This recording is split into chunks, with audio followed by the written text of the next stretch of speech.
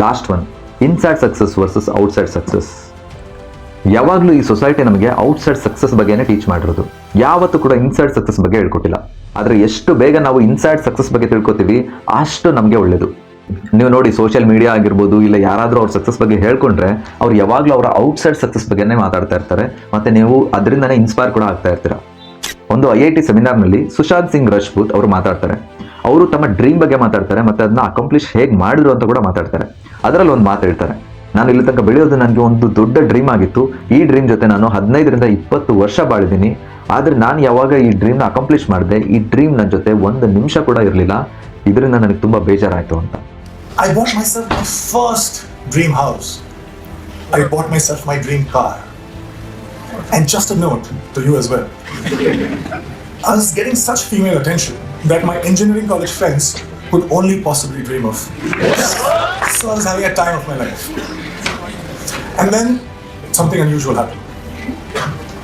I got used to everything. And I felt cheated. I stayed with all these dreams for 10 and 15 years of my life. I was promised happiness and I was promised success. But all these things stayed with me just for a few days. And I'm punctuating me because I started from zero money and zero recognition. So I was not happy. How can that be? ನಾವು ಕರೆಕ್ಟಾಗಿ ಭಗವದ್ಗೀತೆಯಲ್ಲಿ ಕೃಷ್ಣ ಯಾವ ರೀತಿ ಹೇಳ್ತಾ ಇರೋದು ಅಂತ ಅರ್ಥ ಮಾಡ್ಕೊಂಡ್ರೆ, this is called outside success. ಅಂದರೆ ಮಾನ ಅಪಮಾನ. ಮಾನ ಅಂತಂದರೆ ರೆಸ್ಪೆಕ್ಟ್ ಆಗಿರ್ಬೋದು, ಫೇಮ್ ಆಗಿರ್ಬೋದು, ನೇಮ್ ಆಗಿರ್ಬೋದು, ಇದು ಬರ್ತಾ ಇರುತ್ತೆ ಮತ್ತೆ ಹೋಗ್ತಾ ಇರುತ್ತೆ. ಸೊ ಇದಕ್ಕೆ ಅಟ್ಯಾಚ್ ಆಗಬೇಡ ಅಂತ ಕೃಷ್ಣ ಆಲ್ರೆಡಿ ಹೇಳಿದರು. ಆ್ಯಂಡ್ ಏನೋ ಒಂದು ಅಚೀವ್ ಮಾಡೋದಾಗಿರ್ಬೋದು, ಮನಿ ಮೇಕಿಂಗ್ ಆಗಿರ್ಬೋದು, ಎಲ್ಲದೂ ಕೂಡ ಈ ಔಟ್ಸೈಡ್ ಸಕ್ಸಸ್ಸಲ್ಲಿ ಬರುತ್ತೆ. So outside success is never be equal to inside success. ಒಂದೊಂದ್ಸಲ ನೀವು ಎಕ್ಸ್ಪೀರಿಯನ್ಸ್ ಮಾಡಿರ್ಬೋದು, ಏನೋ ಒಂದು ದೊಡ್ಡ ಡ್ರೀಮ್ ಇರುತ್ತೆ, ಅಚೀವ್ ಮಾಡ್ತೀರಾ, ಬಟ್ ಅದು ನೆಕ್ಸ್ಟ್ ಮೊಮೆಂಟಿಗೆ ನೀವು ಇದಾ ನಾನು ಡ್ರೀಮ್ ಪಟ್ಟಿದ್ದು ಅಂತ ಅಂದ್ಕೊಂಡಿರ್ತೀರಾ. ಅಂದರೆ ಇಂಟರ್ನಲ್ಲಿ ನಿಮಗೆ ತೃಪ್ತಿ ಸಿಕ್ಕಿರೋದಿಲ್ಲ, ಅಂದರೆ ಸ್ಯಾಟಿಸ್ಫ್ಯಾಕ್ಷನ್ ಸಿಕ್ಕಿರೋದಿಲ್ಲ. ಸೊ ನೀವು ಈ ಇನ್ಸೈಡ್ ಸಕ್ಸಸ್ನ ಅಚೀವ್ ಮಾಡಿದ್ರ ಅಂತಂದರೆ ಹೊರಗಿಂದ ಏನು ನಿಮ್ಗೆ ಮ್ಯಾಟ್ರ್ ಆಗೋದಿಲ್ಲ. ಮಾನ ಅಪಮಾನ ಆಗಿರ್ಬೋದು, ಐಶ್ವರ್ಯ ಆಗಿರ್ಬೋದು, ಇಲ್ಲ ಬಡತನ ಆಗಿರ್ಬೋದು, ಇಲ್ಲ ಏನೇ ಆಗಿರಲಿ, ಅದೆಲ್ಲ ಬಂದು ಹೋಗ್ತಾ ಇದ್ರು ಕೂಡ ನೀವು ಕಾನ್ಸ್ಟೆಂಟ್ಲಿ ಪೀಸ್ ಮತ್ತು ಹ್ಯಾಪಿನೆಸ್ಸಲ್ಲಿ ಇರ್ತೀರ. ಬಟ್ ಸ್ಟ್ರೇಂಜ್ ಥಿಂಗ್ ಏನು ಅಂತಂದರೆ, ಸ್ಟೂಡೆಂಟ್ ಲೈಫ್ನಲ್ಲಿ ನಮ್ಗೆ ಇದನ್ನೆಲ್ಲ ಕೇಳಲಿಕ್ಕೆ ಯಾವತ್ತೂ ಕೂಡ ಸಿಗೋದು ಇಲ್ಲ, ಮತ್ತು ಯಾರು ಕೂಡ ಕೂಡ ಕೊಡೋದಿಲ್ಲ. ಈ ಇನ್ಸೈಡ್ ಸಕ್ಸಸ್ ಅನ್ನೋದು ದೊಡ್ಡ ಸಾಗರ.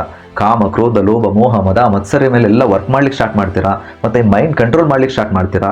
ಇದೆಲ್ಲ ಬಂದು ಇನ್ಸೈಡ್ ಸಕ್ಸಸ್ ಅಲ್ಲೇ ಸೇರುತ್ತೆ. ಆ್ಯಂಡ್ ಇದರಲ್ಲಿ ಫೇಲ್ಯೂರ್ ಅನ್ನೋದೇ ಇಲ್ಲ, ಯಾವಾಗಲೂ ಸಕ್ಸಸ್ ಪಾರ್ಟೇ ಸಿಗ್ತಾ ಹೋಗುತ್ತೆ. ಅಂದರೆ ಫೇಲ್ಯೂರ್ ಆದರೂ ಕೂಡ ಅದು ಲರ್ನಿಂಗ್ ಆಗುತ್ತೆ, ಮತ್ತು ನೆಕ್ಸ್ಟ್ ಟೈಮ್ ನೀವು ಅದನ್ನು ಯಾವ ರೀತಿ ಹ್ಯಾಂಡಲ್ ಮಾಡಬೇಕಂತ ಗೊತ್ತಾಗುತ್ತೆ. ನಾನು ಹೇಳಿದಂಗೆ ಈ ಇನ್ಸೈಡ್ ಸಕ್ಸಸ್ ಅನ್ನೋದು ತುಂಬ ಬಿಗ್ ಟಾಪಿಕ್. ಇದು ನೀವು ಪೂರ್ಣ ತಿಳ್ಕೊಬೇಕಂತಂದರೆ ನೀವು ಭಗವದ್ಗೀತಾ ಓದಲೇಬೇಕು.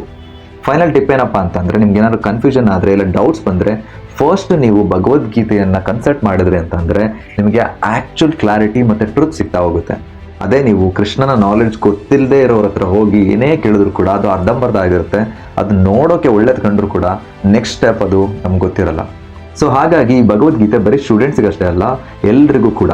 ಒಬ್ಬ ಟೀಚರ್ ಈ ಭಗವದ್ಗೀತೆಯನ್ನು ಓದಿದ್ರೆ ಬೆಸ್ಟ್ ಟೀಚರ್ ಆಗ್ತಾರೆ. ಒಬ್ಬ ಸೈಂಟಿಸ್ಟ್ ಈ ಭಗವದ್ಗೀತೆಯನ್ನು ಓದಿದ್ರೆ ಬೆಸ್ಟ್ ಸೈಂಟಿಸ್ಟ್ ಆಗ್ತಾರೆ. ಒಬ್ಬ ಸ್ಟೂಡೆಂಟ್ ಓದಿದ್ರೆ ಬೆಸ್ಟ್ ಸ್ಟೂಡೆಂಟ್ ಆಗ್ತಾರೆ.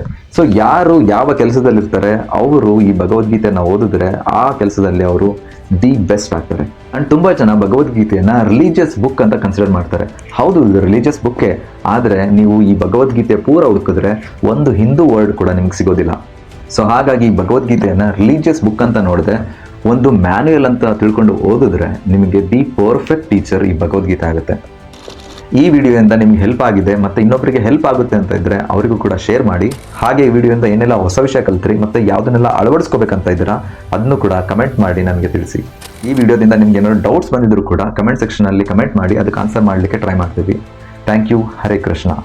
ಮುಂದಿನ ವಿಡಿಯೋಗಳ ಅಪ್ಡೇಟ್ಸ್ಗಾಗಿ ಎಕ್ಸ್ಪ್ಲೋರ್ ವಿತ್ ಸೃಜನ್ ಯೂಟ್ಯೂಬ್ ಚಾನಲನ್ನು ಸಬ್ಸ್ಕ್ರೈಬ್ ಮಾಡ್ಕೊಳ್ಳಿ.